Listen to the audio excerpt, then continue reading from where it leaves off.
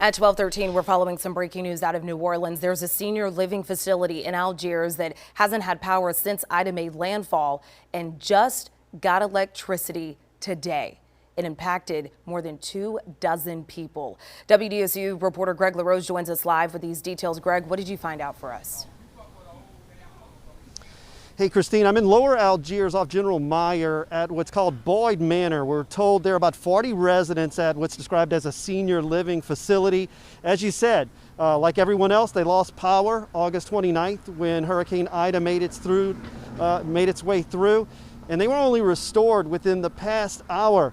And we were contacted by some local volunteers who've been out here every day tending to the residents, making sure that all is okay. And we're gonna get some information from them guys.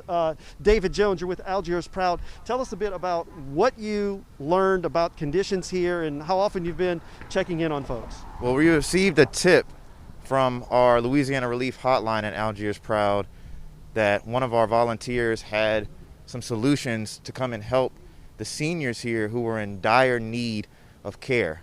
We took it very seriously the same day we were out here, and we were not prepared for what we saw. People were literally stumbling out of this facility because they were in need of nebulizers that required electricity. They had no water. Some of the tenants even said that they weren't notified that Hurricane Ida was even coming. The conditions inside of this facility are deplorable, unlivable, post-Ida and previous. For years and years and years, the evidence in this space with the sheetrock, with black mold, all kinds of things show an intense amount of neglect. And we just had to do something to try to step up and take care of our elders. They are the pillars of our community, and it's important for us to honor them. We should know that, we should let you know that we looked into the ownership. It is tied to a nonprofit that is registered to the Reverend Willie Gables, who's pastor of the Progressive Baptist Church in Central City. We attempted to reach out to him on our way here, did not get an answer there. John Preston, you're another one of the volunteers. When did you get out here? Tell us a little bit more about what you found. Well, I was the one that gave them the tip. My neighbor, who would sell food across the street, she let me know that these people were in some dire need. I have some battery generators, and I reached out to the folks at Algiers Proud, and we've been collaborating and working every day, bringing them power, charging them phones, setting up a little bit of lighting. And as David said, these people have been kept in utter neglect. The Reverend has never been here. The person who manages this facility, that takes care of this facility, has been here maybe an hour in, all of this time. So the 40 or so residents that are here, Jordan Bridges, you're another one of the volunteers who've come forward. These people have had to tough it out. There's been really no way for them to get out if there were an option. And they weren't even notified that the storm was coming. Signs were posted, and that just speaks to the amount of neglect.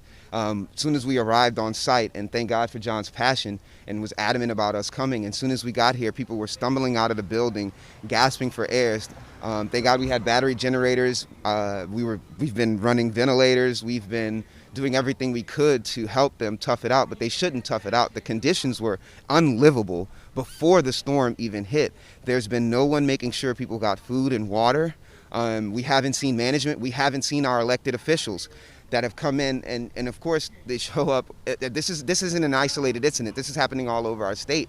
And so now that we're seeing that our elders are being utterly left behind, utterly neglected, and this Ida just exposed a lot of what's already been going on. And so we're just a compassionate group of people that care, and we've been out here doing everything that we can, cooking food and making sure they get through the night. We have some ice to unload, and making sure that even though the power is back on, now we're actually able to see without flashlight so much of what's going on in front of our faces, but so much of what's going on behind the scenes. And Hey, Jordan, gentlemen, thank you so much for sharing the information with you all.